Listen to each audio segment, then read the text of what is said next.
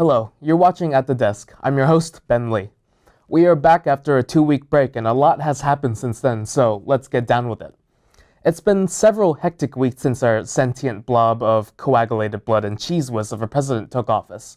First, we had the travel ban, which thankfully was unsupported by our federal courts, but is now being updated to address the concerns the courts brought up.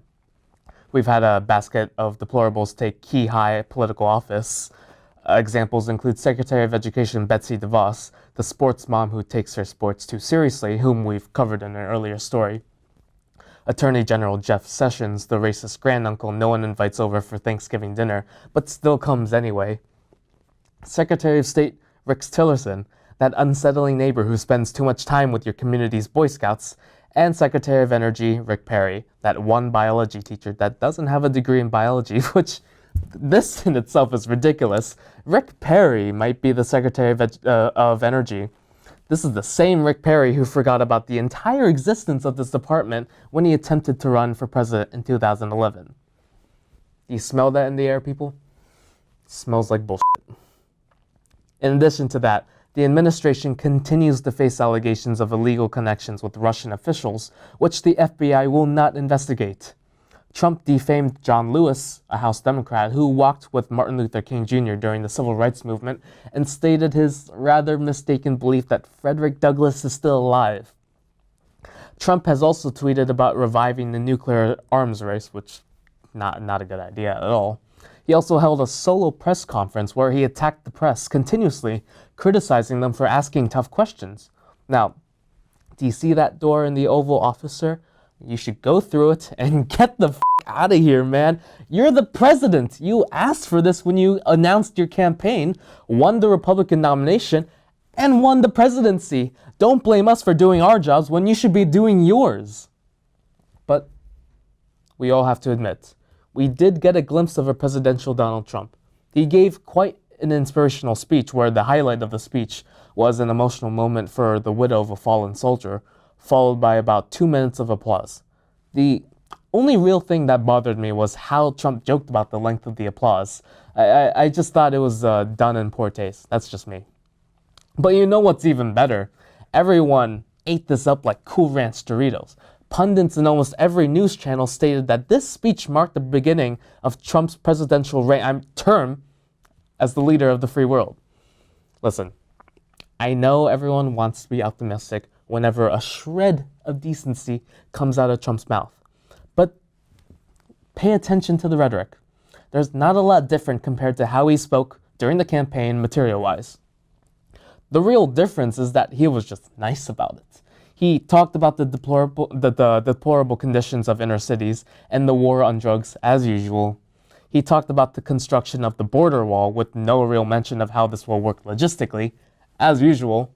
And again, he mentioned a healthcare plan that will replace Obamacare with no real policy in his speech. It's just a bunch of flowery words that sound nice.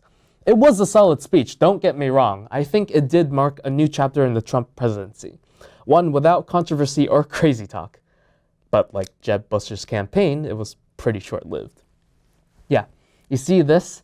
That's a real tweet made at 6:35 a.m. Donald Trump accused former President Barack Obama of wiretapping his phones and likened the act to McCarthyism. I don't want to spend too much time on this topic because it's just complete bullshit. But, I still have to address it. But you know what? I think that the man himself can do it better. Roll the clip. Wrong. Thanks, Mr. President. Moving on, we actually did get that healthcare plan that not only Trump, but the majority of the GOP has been talking about ever since Obamacare was put into place. It was such a big deal that even Paul Ryan rolled up his sleeves to really explain it well. As to where this healthcare plan was hiding all this time, it was, is it here? Is it, oh, almost got, smells like liquid death. Which, funnily enough, is basically what's going to happen to all of us. It's funny because we're all going to die.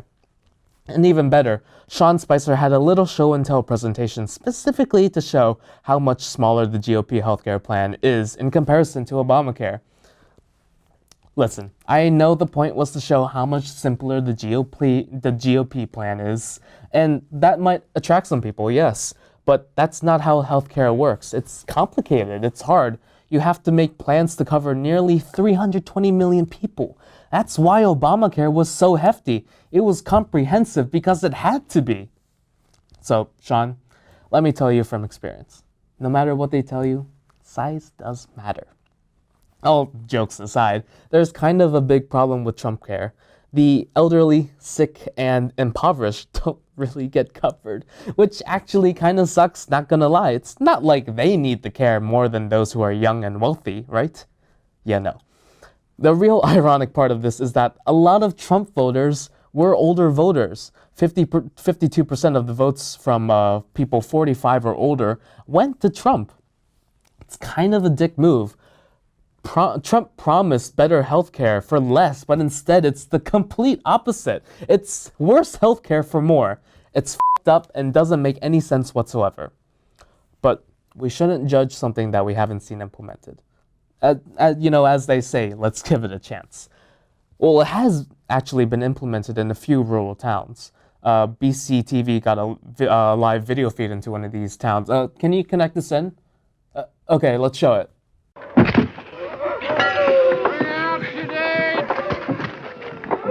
To be honest, they look pretty good. It's a nice shade of vomit white and turd brown. It really brings out the life in those lifeless eyes. We have just one last piece to cover, and it is this released aerial photo showing the difference in crowd size at Obama's inauguration and Trump's inauguration. Honestly, I don't know why Trump has such an issue with the picture. Though it's a little hurtful to his pride, he's still the president, and that's gotta count for something. But I think I know what this is. It's plain jealousy. And this isn't the first time a white guy has been jealous of a black guy. Well, that's it from At the Desk. Thanks for watching. Have a good night, America.